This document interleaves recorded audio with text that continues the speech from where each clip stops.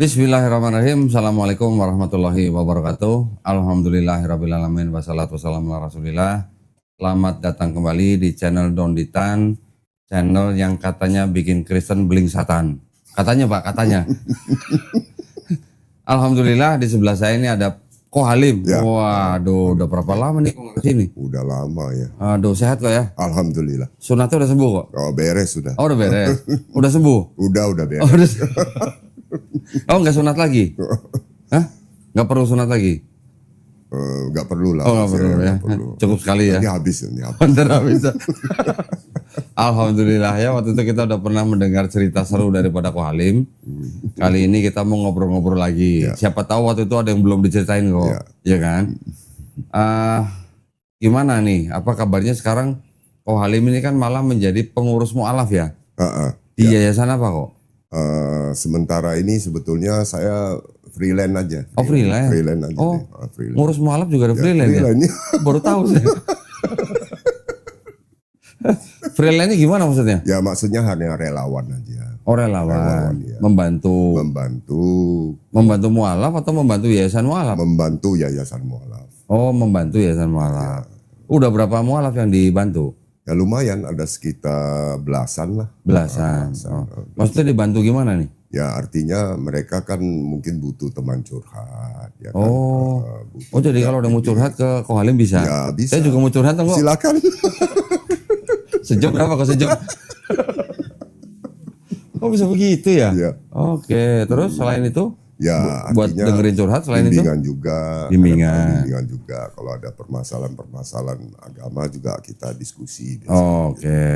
Masalah agama Islam. Agama Islam tentunya. Ya, Gak ada yang nanya Bible gitu kok? kalau tanya Bible saya pasti carinya ya ke Kodondi lah. Ya, masa iya saya sembarang ngomong ya nggak boleh. Oke. Nah, biasanya yang paling sering ditanyain sama saudara-saudara kita yang mualaf itu tentang Islam itu apa? Ya awalnya sih mereka karena kan baru pindah ya, jadi mereka mungkin masih bingung mengenai hukum-hukum Islam seperti sholat itu bagaimana, wudu itu bagaimana. Ya kita mulai dari awal-awal aja. Oh, dari nol. Kita jelaskan. Memang di yayasan mualaf itu nggak ngirim guru privat ke mualafnya? Sementara tidak ada. Enggak. Jadi Jadi saya yang bergerak. Mereka yang datang Ya ke Ko datang Halim. atau saya datang ke rumahnya, kita ngobrol sambil ngopi gitu loh. Oh, sambil ngopi. Kalau nggak dikasih kopi gimana? Nah, kalau gak kasih Pulang. kopi ya kita gak datang. Oh gitu ya.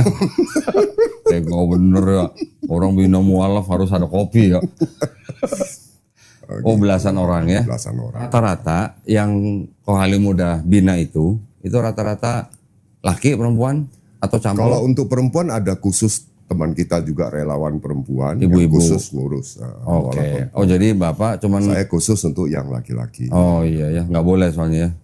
Sebaiknya jangan. Berbahaya ya. Bukan berbahaya, enak sih soalnya. Oh enak. Takutnya terjadi hal-hal yang diinginkan gitu ya. Betul, yang diinginkan itu yang kita gak mau. Gitu ya. Gak mau tolak maksudnya. Ya ya. Oh berarti Ko Halim juga kadang kerjasama dengan ustadz-ustadz ya. Ya, Untuk membantu mereka juga ya. Membantu mereka kerjasama dengan ketua DKM dari masjid. DKM di mana, masjid. Domisilinya mereka. Gitu. Oke. Ada yang punya masalah hukum nggak Pak? Sejauh ini belum. Belum. Tapi ada yang justru murtad kemudian Oh murtad. ya murtad balik Terus? lagi, balik lagi ke Islam dan belum tahu pasti juga bahwa kalau udah kembali ke Islam kira-kira apa yang harus dilakukan. Oh. Itu kita Jadi ada orang masuk Islam terus kembali lagi. Ya, Oh motivasinya? ya motivasinya karena pernikahan dulu. Jadi Oke. dia menikah, lalu dia pindah ke agama suaminya ya, kemudian dia balik lagi. Ya, biasanya kalau untuk yang perempuan kita ada dampingin dengan ustazah. Oke. Ya. Terus kalau yang begitu ada diskusi lagi. Ada biasanya yang ditanyakan adalah secara hukum harus bagaimana. Oke. Tapi memang Islam itu kan tegas. Ya. Kalau memang sudah demikian berarti ada hal-hal yang mesti diikuti. Ya. Seperti kalau suaminya memang tidak bisa menyatu dengan agama Islam ya berarti harus menempuh jalan bercerai. Itu memang sudah hal yang mesti dilakukan. Memang kalau ada sepasang suami istri, salah satu masuk Islam, secara hukum Islam pernikahannya udah batal. Ya. Gitu, ya kan?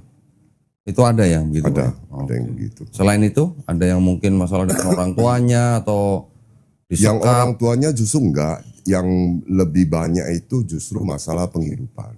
penghidupan. Maksudnya ekonomi. Sebetulnya jadi mereka ketika masuk Islam pun sebetulnya penghidupannya juga tidak baik-baik. Oke. Gitu. Dia berharap dengan masuk Islam bisa lebih baik. Kan Memang gitu. nyari duit di Makanya agama atau gimana? Ini sekarang Islam kan populer. Oh gitu. Populer jadi ya mungkin dia punya masalah dulu yang dia nggak bisa diatasi. Dia berharap masuk Islam bisa lebih mudah diatasi. Oh gitu ya. Memang kita Ada yang perlu- punya motivasi ada yang begitu ya? Ada.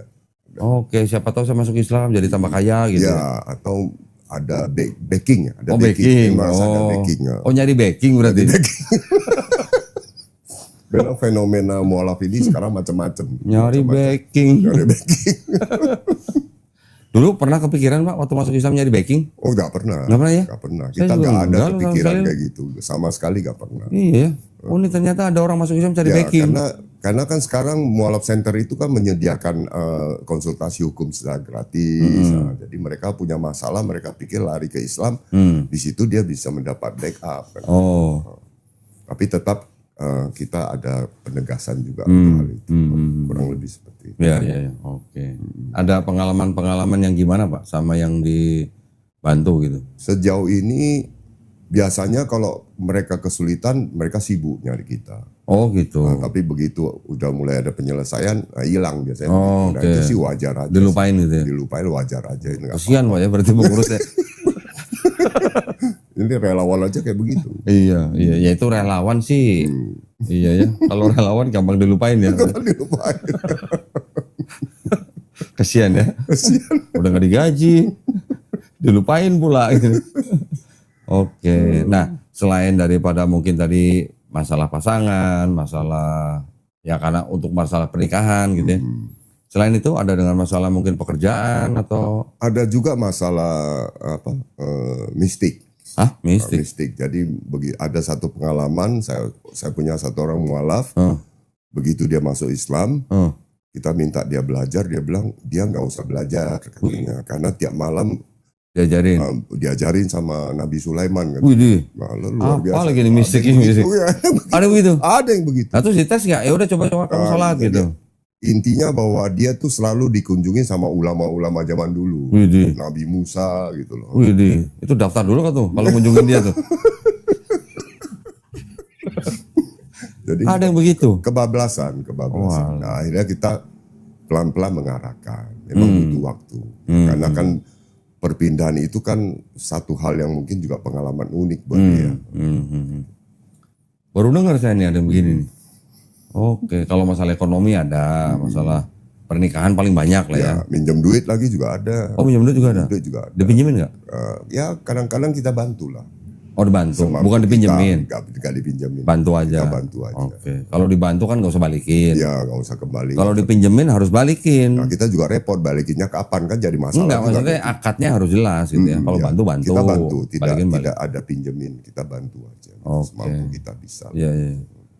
Tapi mereka bilangnya pinjem gitu ya. Biasanya kan gitu. Biasanya pinjem, Ya. biasanya pinjem. Kita bilang udah nggak usah pinjem, bawa aja. Yang penting bisa cepat selesai masalahnya. Iya, iya, iya.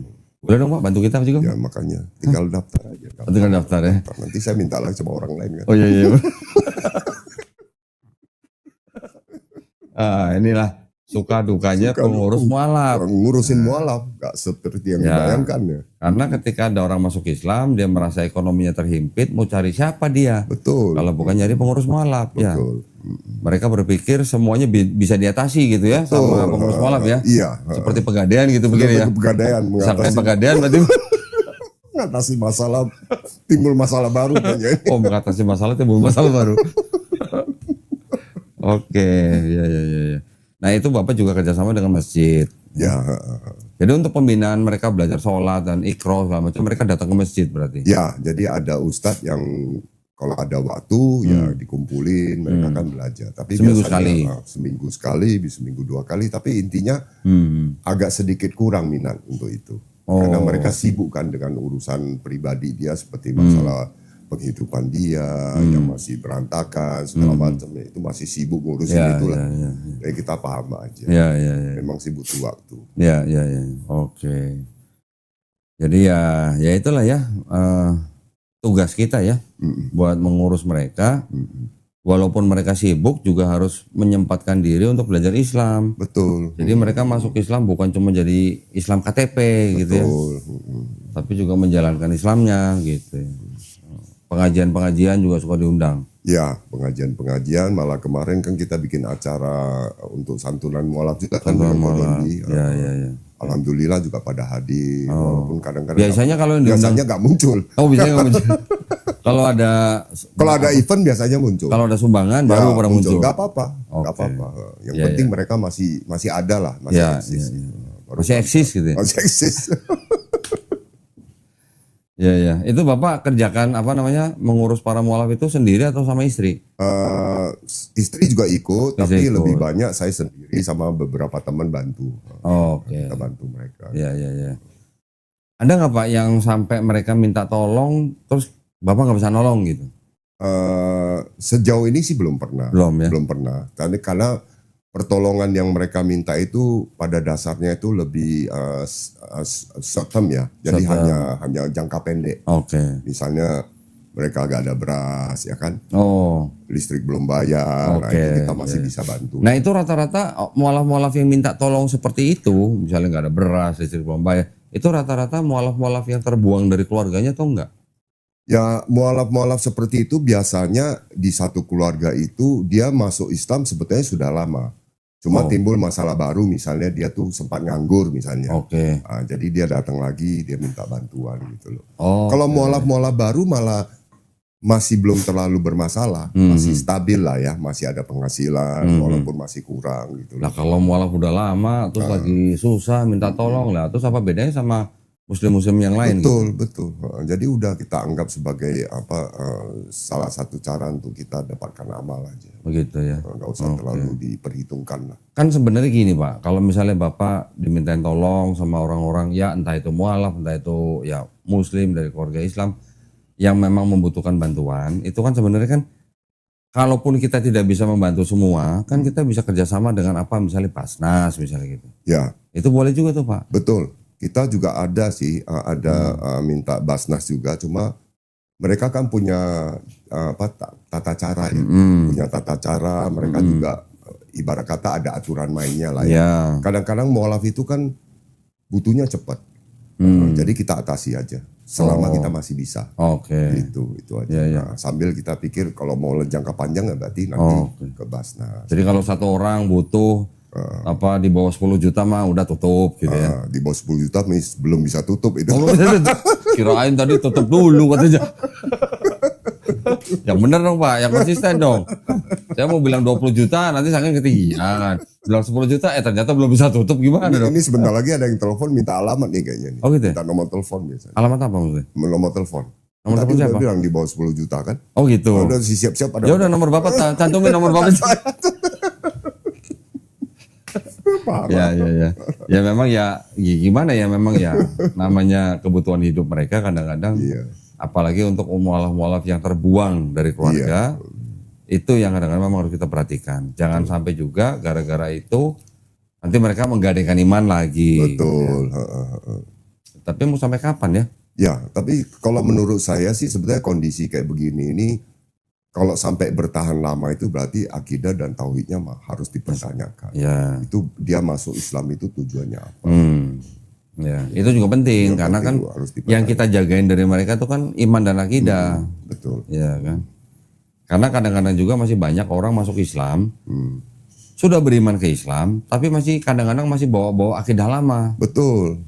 Itu yang bahaya Pak. Jadi cara-cara lama masih dipakai gitu loh. Kita tugasnya justru membersihkan akidah-akidah yang lama itu. Kalau nggak dibersihin, ya itu nanti mereka Islamnya Islam-Islaman. Gitu. Ya gitu ya. Iya. Oke. Selain itu Pak, kegiatannya apa lagi? Selain mengurusi mualaf-mualaf? Nah ini kebetulan kita berpikir bahwa untuk membantu mualaf ini kan kita juga butuh satu usaha ya. Karena apa? Kalau kita harap donatur atau harap dari diri kita aja kan ini terbatas. Makanya kita coba kumpul beberapa teman orang-orang ahli di bidang IT. Kita ada membuat beberapa aplikasi. Aplikasi. Jadi aplikasi yang bisa dimanfaatkan untuk keperluan beberapa keperluan yang bukan aplikasi pinjol kan? bukan. Oh bukan. Kalau pinjol sih bukan urusan kita tuh, jangan ikutan. Ya, itu lagi Jadi marak kita itu, sekarang Pak. bikin aplikasi yang untuk masjid.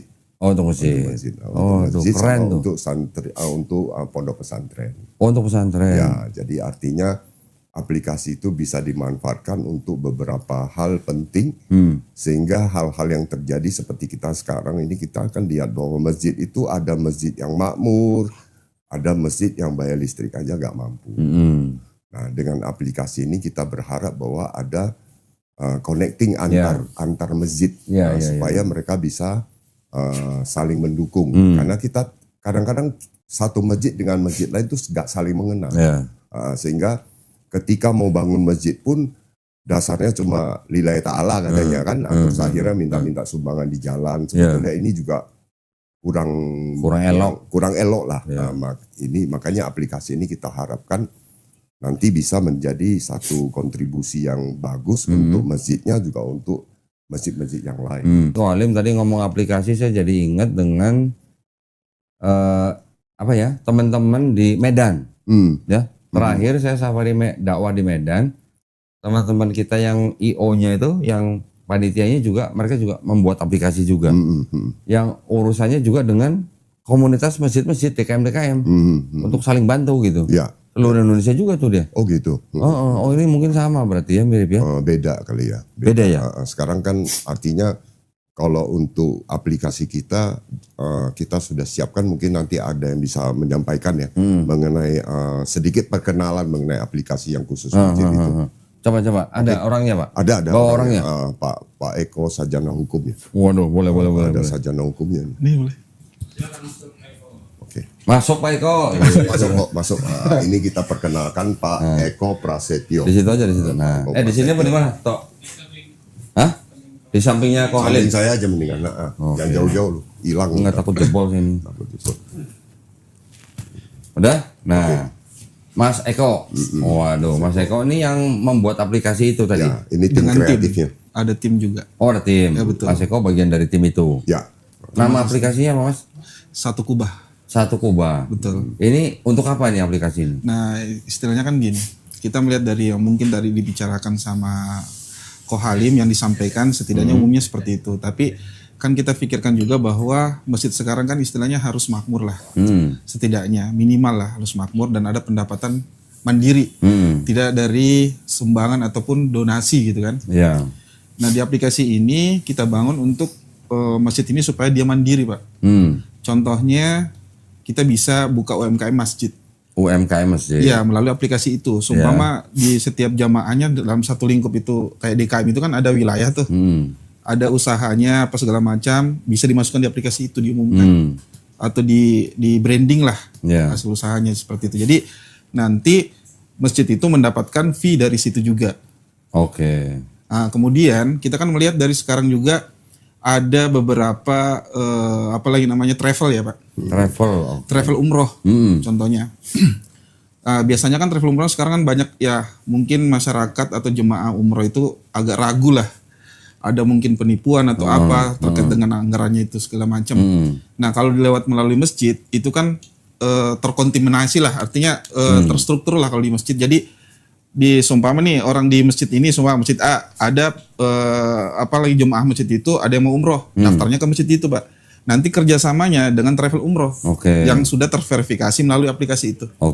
Nah, dari hasil itu terkumpul sekitar mungkin dikasih target lah sama travelnya sekian orang, itu kan akan dapat fee juga masjidnya. Masjidnya dapat fee. Betul Pak. Dari situlah masjid bisa hidup. Dan juga di salah satu fiturnya itu kan fitur standar yang disebutkan tadi sama Ko Halim adalah bahwa saling mengetahui mana yang butuh bantuan nih, seumpama ingin membangun semua masjidnya.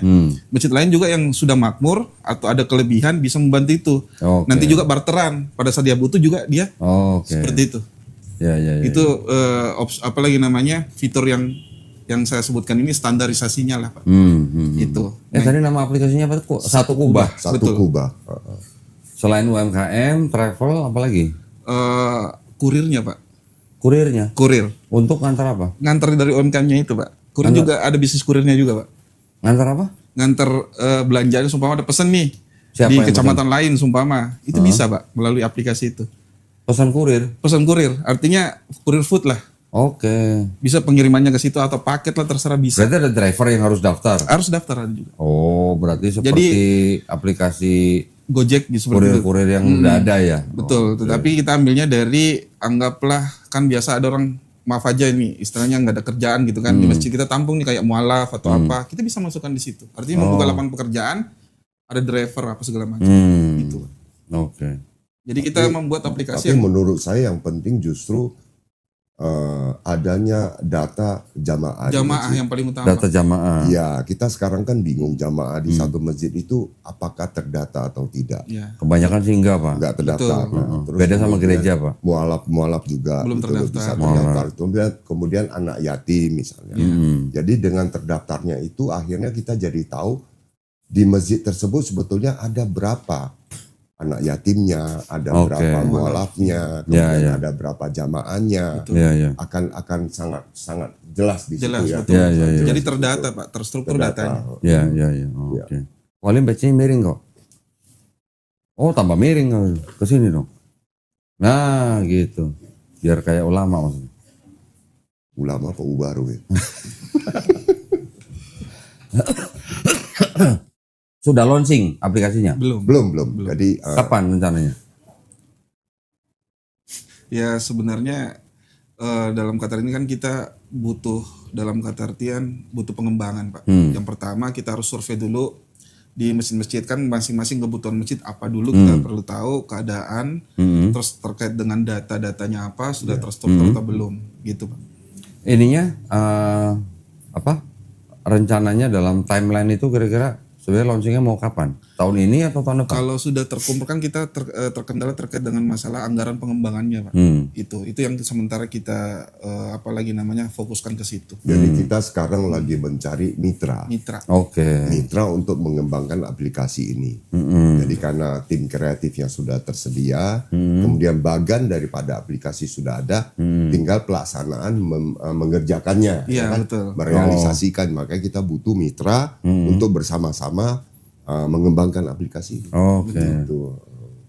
Belum dapat mitranya? Masih belum dapat. Itu makanya mungkin Mitranya ini mitra yang mengembangkan, bukan mitra yang memberikan dana. termasuk mitra yang lebih fokusnya justru ke mitra yang membackup pendanaannya. Danaan. Oke. Dana yang dibutuhkan kira-kira berapa untuk mengembangkan aplikasi ini? Siapa tahu nanti bisa di cover sama Ko Halim. Iya betul. Apalagi ada Kodoni di sini. Kira-kira berapa, Pak? Kalau terkait dengan itu kan kita kembangkan dulu kita melihat dari satu kecamatan Pak. Kalau satu kubah kita kan per kecamatan. Mungkin perlu dijelaskan bahwa aplikasi ini sebetulnya sasarannya itu per kecamatan. Per Satu kecamatan. kecamatan ya. Jadi cukup besar ya. Jadi masjid-masjid yang tersebar di satu kecamatan itu dikumpulkan, terkonek semua, jadi terintegrasi lah gitu. Tapi nanti kan bisa dipakai di kecamatan lain kan? Bisa. Kemudian mungkin per kecamatan, per kabupaten sebenarnya sasaran terakhirnya ya per provinsi. Per provinsi. Seluruh Seluruh Indonesia lah ya bisa. Jadi sebenarnya lebih mudah sih untuk mengetahui data masjid. Iya, Kalau udah kayak gitu kan lebih, artinya Dewan Masjid Indonesia juga nggak usah terlalu repot lagi kan, bisa gampang akses. Iya. Oke. Aplikasi itu. Terutama data mualaf juga yang selama ini kan belum belum terdata lah secara lengkap itu. Berapa jadi kebutuhan dananya? Kalau per kecamatan itu Pak sekitar 250. Ribu. Ada saya? Bukan, juta. Oh juta. Oh juta. 250 juta Iya. per kecamatan. Per kecamatan. Oh, lah nanti kalau udah Minimal jadi itu Pak. kalau udah jadi satu provinsi jadi berapa tuh? Hitung aja tuh ya kali ya. Cukup besar. Ya, tapi pada intinya kan sebetulnya aplikasi ini dibuat begitu kan supaya bisa jadi pilot project dulu per kecamatan. Oke. Pilot project. Jadi kita butuh itu untuk pilot project ya. Ya. Ya mudah-mudahan ya nanti ada yang nonton video Ada yang ini. nonton yang berminat ya. Yang berminat. Bisa hubungi Kodondi. Enggak dong, jangan hubungin Ko Halim dong, masa hubungin Kodondi saya. aja lah. Jangan dong. Nanti kalau saya minta komisi loh, Pak. Iya Pak. Jangan. Mau udah ngerti kok Ini biasa kan begitu. aplikasi dari Ko Halim sama Pak Eko, ya jangan langsung lah. Nanti nomornya Pak Eko ditulis di sini ya. Siapa tahu nanti ada yang mau minta dibina. Sekalian gitu. Ya. Tadi ada yang mau butuh pinjaman juga kan. Kalau di bawah 10 juta di cover lah mau Ko Halim lah. Istilah gampang lah. Di cover pakai perlak maksudnya. Ya mudah-mudahan ini adalah sebuah upaya di dalam rangka kita menyatukan betul. masjid-masjid Iya. supaya kita bisa saling bantu ya, antar masjid bisa saling bantu. Iya. Per kecamatan ya berarti ya. Oke. Untuk tahap awal itu, Pak. Biasanya satu kecamatan tuh berapa masjid, Mas? Ya mungkin Variatif ya. variatif sih, apalagi namanya relatif lah istilahnya, berubah-berubah lah. Ada nggak menentu bilang harus 100 atau apa. Data masjidnya sendiri udah punya belum? Ada Di seluruh Indonesia gitu? Seluruh Indonesia belum, Pak. Oh belum.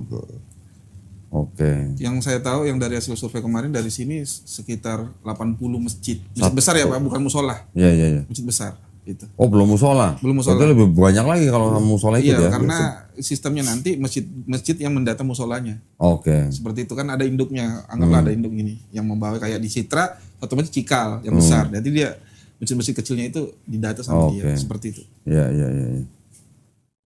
Tadi UMKM, travel, kurir. Udah ini aja. Masih banyak. Sebenarnya masih banyak sih Pak terkait dengan pendapatannya itu. Fiturnya itu masih banyak. Nanti pada saat itu nanti kita bisa jelaskan secara rinci. Ini cuma gambaran umumnya aja untuk apa lagi namanya keuntungan masjidnya sendiri Pak. Itu. Jadi mereka nggak asal make, tapi mereka mendapat pendapatan dari sisi itu. Oke, tadi bisa dapat apa kelebihan yang dari apa bonus atau komisi betul. Yang dari apa travel dari, gitu ya. Dari usaha itulah. Ya. Oke. Saya sebenarnya ada sebuah proposal juga sebenarnya. Mungkin bisa dipakai di dalam aplikasi itu ya. Saya nggak tahu bisa apa enggak. Saya baru-baru ini ditawarin sebuah program baru namanya Wakaf Air. Oh, Wakaf Air. Air minum Pak, bukan air mandi ya, air minum. Jadi kita menawarkan produk beberapa paket gitulah, ya. Ada paket ini, yang paket ini misalnya isinya itu adalah mesin dispenser. Ya, dispenser ini dia menampung air dari luar, bisa air pump, air apalah ya, air sumur misalnya.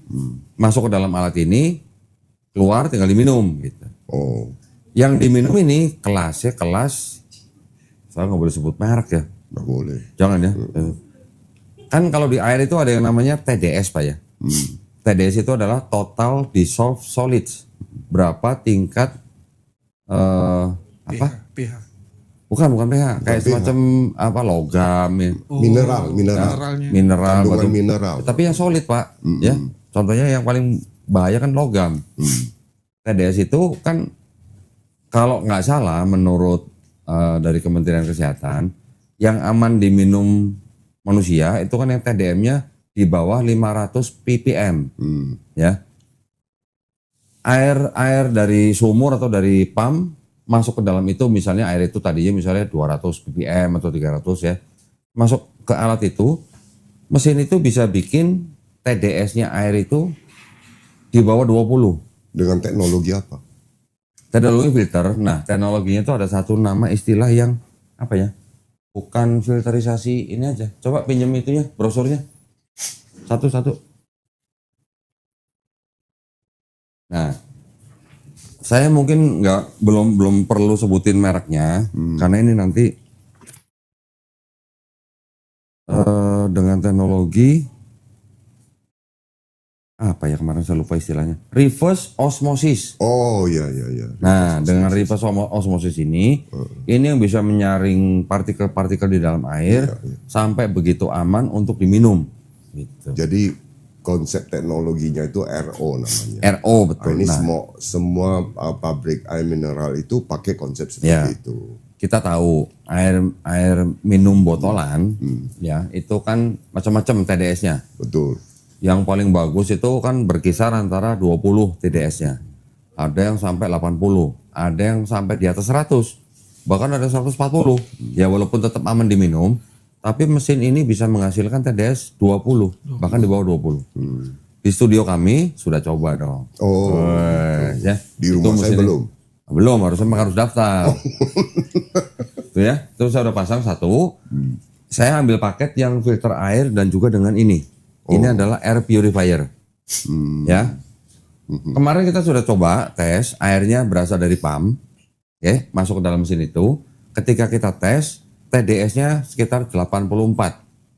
Ya, udah di bawah 100, berarti udah bagus nih. Berarti sebenarnya kalau mau nekat minum juga nggak apa-apa sebenarnya. Nggak masalah. Karena ada air botolan aja yang TDS-nya di atas 100 gitu ya. Betul. Air pump kita dites 84, masuk ke mesin ini keluar cuman 5 TDS-nya. Luar biasa. 5 loh ya. Padahal batasnya 20, ini jauh di bawahnya 5. Nah, jadi air itu sangat sehat untuk kita minum. Air purifier ini juga banyak sekali fiturnya. Ini juga katanya ini bisa membantu orang-orang penyakit apa misalnya asma atau apa.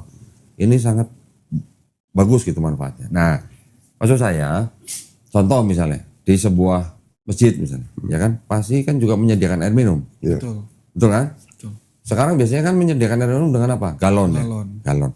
Ada beberapa masjid yang saya tahu, mereka juga memasang filter, tapi dengan tabung yang besar-besar gitu lah. Ya. Ini sangat-sangat simpel, kecil begitu. Di rumahnya Pak Halim nanti juga boleh dicoba, tes airnya berapa TDS-nya. Nanti dengan alat ini itu akan sangat bagus. Nah, biasanya kita beli air galon berapa sih? 1 galon itu berapa sih kira-kira? 1 galon 7.000. Oh itu Isi ulang. Isi ulang. Kalau yang 19. 19, 20 ya. 19-20 lah ya. Dengan alat ini itu bisa menghasilkan 1 hari 3 galon. 1 hari 3 galon. Ya. Jadi kalau kita pakai hitung-hitung, pakai pakai listrik sekitar 200 watt. 200 watt. Ya. Jadi ini sudah dihitung-hitung nih sama yang bikin ini. Itu nanti jatuh-jatuhnya 1 galon cuma Rp3.000. Oh. Ya, dengan kebutuhan sehari 3 galon gitu. Jadi dari harga airnya itu akan nanti jatuhnya jauh lebih murah. Sama aja kalau kita pasang dispenser kan juga listriknya sekitar segitu kan Pak. Iya. Kalau pakai dispenser. Ya 200. Itu airnya udah air dari galon yang kita beli gitu kan. Tapi ini cuman masukin air dari pump. Keluar kita udah bisa minum dan kualitasnya atau TDS-nya jauh lebih bagus daripada air galon yang dijual di pasaran. Gitu. Ini mungkin bisa masuk dalam aplikasi itu. Iya. Misalnya ada orang yang mau mewakafkan air untuk masjid tertentu gitu. Bisa juga. Jadi dari beberapa paket ini macam-macam, ada yang sebulannya berapa ya? 300.000 kurang lebih lah, 270 sampai 270.000. Ada yang 390.000 atau 400.000 lah. Yang saya ambil ini sebulan 400.000, tapi dengan kontrak gitu. Kontraknya nanti ada yang 4 tahun, 5 tahun atau sampai maksimal 7 tahun. Gitu. Dan ini sudah dipastikan sistemnya mirip seperti MLM tapi bukan MLM. Ya. Dan di dalam sistem ini sudah dicek ke teman-teman kita semua yang ahli-ahli ilmu dalam Islam, tidak ada ribanya. Tidak ada riba ya. Nah, ya, jadi mudah-mudahan siapa tahu nanti bisa kita kolaborasikan masuk ke dalam aplikasi itu. Betul. Ketika ada orang yang mau mewakafkan air senilai 400.000 sebulan, tinggal pasang di tempat yang diminta. Ya, siapa tahu ya nanti insya Allah ya. Insya Allah. Boleh dipelajari. Oke. Nanti boleh juga nih Pak Halim bawa nih satu nih. Terima kasih. Nanti pasang dulu di rumah Pak Halim satu gitu. Buat nyobain dulu gitu. Buat testimoni gitu. Ini jadi jualan ini.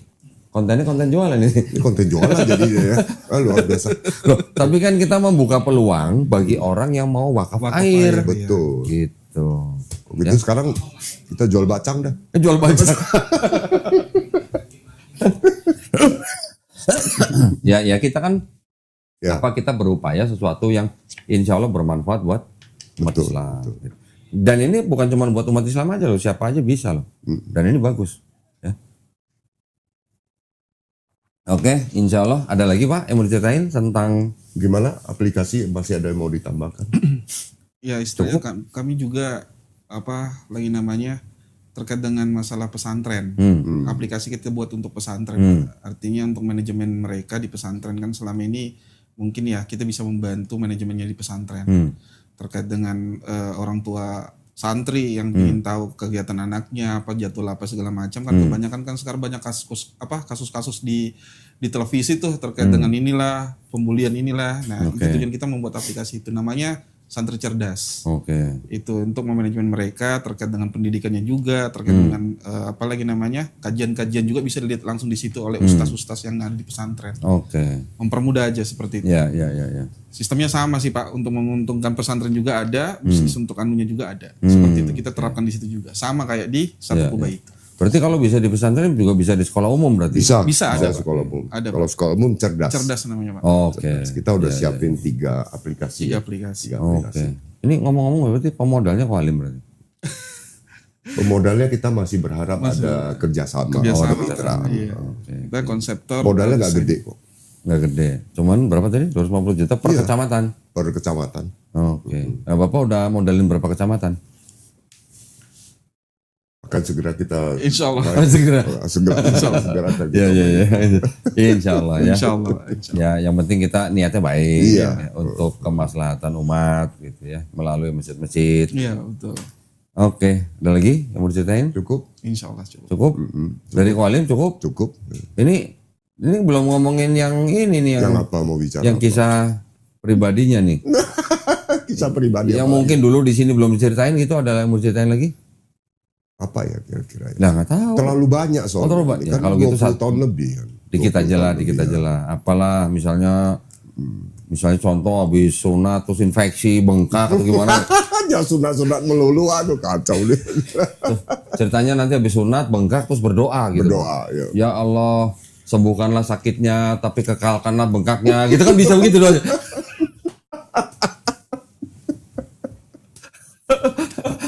Seperti orang yang diantup tawon itunya gitu. Jadi mungkin ada satu cerita yang bisa saya berbagi Nah, sama Kodon ini. di sini Iya, iya, adalah ini justru sebelum masuk Islam. Oh gitu ya. Jadi saya tahun 2001 saya kan ke Bali ya. Ke Bali, kemudian saya tinggal bersama beberapa orang di satu tempat. Nah, ini kan pekerjaannya macam-macam ya. Nah, yang agak sedikit krusial, kita nggak usah sebutkan sukunya ya, nggak enak ya. Tapi intinya adalah ada beberapa orang yang kerjanya itu jambret. Jambret. Oh. Tapi jambret khusus jambret bule. Oh gitu. Karena dianggap jambret bule itu nggak apa-apa. Iya. Karena kan bule ini kafir katanya, nah, jadi nggak masalah. Loh. Nah, itu aneh juga tuh. Nah, waktu itu saya belum masuk Islam. Terus setiap pagi saya melihat mereka selalu sembahyang. Siapanya? Jambretnya itu? Penjambret itu. Jambretnya itu agamanya apa? Islam. Orang Islam. Islam. Itu Bapak taunya tadi dari mana? Maksudnya? Tadi Bapak tahu ada yang jambret yang khusus buat bule itu tahu dari mana? Dari penjambret ini. Oh, Yang dari memang pekerjaannya jambret Oh gitu. di Bali. Oh terus? Nah, terus setiap pagi jam 9 itu dia pasti sembahyang. Saya tanya, ini Sembahyang apa maksudnya sholat sembahyang duha apa? gitu? Oh, itu saya kan belum tahu kan. Oke. Nah, belakangan saya baru tahu itu namanya sholat duha. Oke. Itu saya tanya, itu sembahyang apa?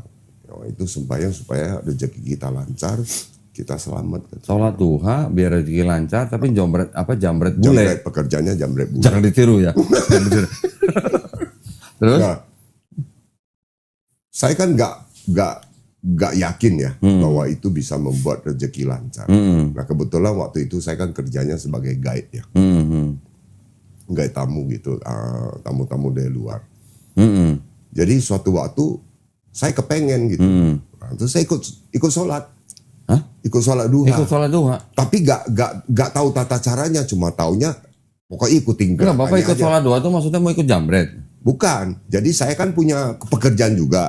Maksudku pekerjaanku mungkin bisa lancar Biar kali lancar. kalau saya ikut begitu kan. Saya pikir Bapak ikut sholat duha mau ikut jambret bule.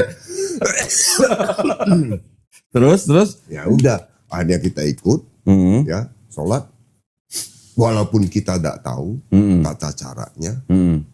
Ikut-ikutan aja begitu. Ikut-ikutan aja, Ya. ikut-ikutan. Ya dia baca doa, kita juga ikut aja. Tapi luar biasa memang, alhamdulillah. Omset juga naik. Widih. Ah, Padahal tamu masih kafir. tamu banyak, padahal masih kafir tuh. Widih. Belum mengucapkan 2 kalimat syahadat, Widih. belum apa. Itu kafir sholat duha aja omset banyak. Omset banyak. Gimana orang Bagaimana muslim kalau dong orang tuh? muslim? Nah, Iya. itu akhirnya mungkin disitulah bibit-bibit untuk saya diberikan hidayah sama Allah itu mungkin di situ. Oke. Nah, jadi- Berapa lama ikut sholat duha, Pak? Cuman sekali Lumayan, atau ada sampai 6-7 bulan tuh. selama 6-7 bulan sholat duha? Sholat duha. Tapi masih kafir. Masih kafir. Saya kan tahun 2004 baru masuk Islam. Itu. Nah, jadi dari Terus? cerita ini sebetulnya yang bisa saya ambil dari manfaatnya adalah bahwa dengan tanpa tahu saja artinya segala macam kita laksanakan saja sudah dapat manfaatnya kan, fadilahnya kita dapat. Itu luar biasa itu. Iya. Enggak, kalau teringat itu lagi. Enggak, mungkin Allah ngeliat Halim, ini orang belum tahu artinya aja udah mau sujud-sujud buat gua gitu. Makanya, jadi ada makna yang sangat luar biasa kan di situ. Iya. Okay. Itu cerita yang saya mau. Terus Bapak nggak nanya jambretnya itu kalau selama sholat duha ngejambret omsetnya naik nggak gitu? Intinya mereka itu terakhir ketika saya banyak ngobrol sama mereka, sebenarnya mereka itu bukan mengejar hasil. Nah, terus? Jadi artinya mereka merasa bahwa kalau mereka sudah sembahyang, sudah sholat duha pagi, apapun yang terjadi mereka siap terima gitu. Seperti persiapan gitu loh. Saya nggak paham maksudnya apa gitu loh. Karena kan bisa aja terjadi pada saat penjambretan itu kan melanggar hukum ya. Bisa juga jatuh atau mungkin dipukulin massa atau apa. Tapi mereka sudah siap, sepertinya sudah siap. Memang gaya-gaya seperti gitu. Ya, tapi kan jambret kan juga nggak boleh Pak dalam agama Islam ya gimana? Ya walaupun bule itu kafir kan kita juga nggak boleh ngambil harta orang. Betul. Gimana? Nggak, saya nggak tahu dari mana itu ajarannya. Mau ngejambret sholat duha dulu. Ya elah. Itu pernah gitu saya ya? ketemu orang-orang seperti itu. Berapa? Banyak orang? Kita kumpul itu kurang lebih kalau untuk timnya mereka itu ada sekitar 3-4 orang. Ada lagi yang khusus main barang antik. Nah, itu kita kumpul satu tempat. Barang antik? Barang antik. Jual barang antik? Jual barang antik. Itu ada beberapa juga di sini. Iya. Ya, kalau semua dari luar daerah sih. Iya kalau orang jualan, sholat duha itu bagus ya. Itu jualannya juga gak bener. Jualannya gimana? Jualannya juga gak bener. Jadi barang antik itu dibuat. Bukannya memang antik bener. Jadi ada tata, ada caranya. Iya. Ya, dari cerita ini sebetulnya yang ingin saya sampaikan adalah bahwa Allah itu maha besar. Gitu. Dalam kondisi kita gak tahu tujuan saja sebetulnya. Itu sudah dikasih. Seperti yang Halim lakukan gitu. Iya. Oke. Sudah dikasih bonusnya. Terus kenapa cuma sampai 7 bulan? Ya habis itu bubar. Apanya? Habis itu kan bubar semua. Kan apanya bubar? terjadi bom yang bom Bali. Bom Bali 2002 itu kejadian. Itu udah bubar, udah nggak di situ lagi semua. Udah pindah tempat. Pindah tempat. Sholat duhanya pindah tempat atau orang-orangnya juga udah ada. Saya juga udah pindah. Oh Bapak pindah juga. Pindah juga. Ke tempat yang baru Bapak nggak sholat duha? Oh udah enggak. Oh karena nggak ada temennya? Karena bidangnya beda. Nah, tapi kan jadi omset juga. Kirain lah lanjut gitu sholat duhanya. Itu orang kafir bisa sholat duha ya. Ada saya juga pernah dengar begini Pak. Saya punya teman orang Islam. Teman saya ini punya teman orang Cina. Ya. Ketika bisnisnya orang Cina ini lagi turun, apa yang dilakukan Pak? Sedekah. Ya betul. Sedekah. Sedekah. Ketika ditanya, lu kan bukan muslim, kenapa lu sedekah? Mancing rezeki kayak gitu. Bisa begitu. Mancing sedekahnya ke ke orang-orang Islam. Oh luar biasa. Gitu ke kalau nggak salah waktu dia ke pesantren atau apalah, saya lupa lah gitu. Masih ada yang pikiran begitu. Gitu ya. Ya makanya sebetulnya hal-hal kayak gitu kan diketahui. Ya. Padahal belum daftar tuh ya. Belum daftar tuh. Masih belum daftar, udah belum duha. member ya, belum member. Iya, belum member kan? Belum member. Baru udah menjalankan. Udah menjalankan, itu aja udah dikasih omset gede. Iya. Wih. Gimana kalau member ya kan? Iya. Terus giliran member sholat duha nggak Pak? Sholat duha. Oh sholat duha juga. Alhamdulillah. Kirain sebelum member sholat duha, udah jadi member malah nggak sholat duha kirain. Oke, alhamdulillah. Ya. Cukup Pak? Cukup, lagi? Terima kasih waktunya karena udah ini juga. Ya, oke. Terima kasih banyak Ko Halim, Pak Eko, terima kasih. Ya, mudah-mudahan niatan daripada Ko Halim sama Pak Eko tadi dengan aplikasi Satu Kubah, mudah-mudahan dilancarin. Amin. Ya. Amin. Semoga menjadi manfaat buat umat Islam. Amin. Ya Pak ya. Nah, buat para pemirsa juga yang ingin istilahnya mau menghubungi Ko Halim, boleh dong? Atau Boleh, Pak Eko? boleh. Langsung aja dengan Pak Eko nanti. Nah, menghubungi pemodal dong. jangan, bahaya, saya nanti minta yang 10 juta itu. Oh, 10 juta. Ya, nanti ada nomor handphone yang bisa dihubungin ya. Yang bisa dihubungin. Ya, oke. Buat para pemirsa juga yang ingin mendukung perjuangan dakwah kami, dipersilakan untuk mengirimkan ke Bank Muamalat dengan nomor rekening sacap sampai. Iya, 30 Sanse sampai mana? Sampai mana pokoknya. Sampai jannah, Pak. Amin. Ya, atas nama Yayasan Garda Mualaf Indonesia, dan bisa konfirmasi ke nomor handphone 0813 9883 7007. Barakallahu fikum, semoga partisipasi para pemirsa diterima di sisi Allah SWT sebagai amal jariah ya. Amin ya rabbal alamin. Baik, kalau gitu kita pamit, Pak. Oke. Ya, undur diri, kita ketemu lagi di konten-konten selanjutnya. Barakallahu fikum, akhir kata wabillahi taufiq wal hidayah. Wassalamualaikum warahmatullahi wabarakatuh. Waalaikumsalam. Terima kasih Pak warahmatullahi Halim ya. wabarakatuh.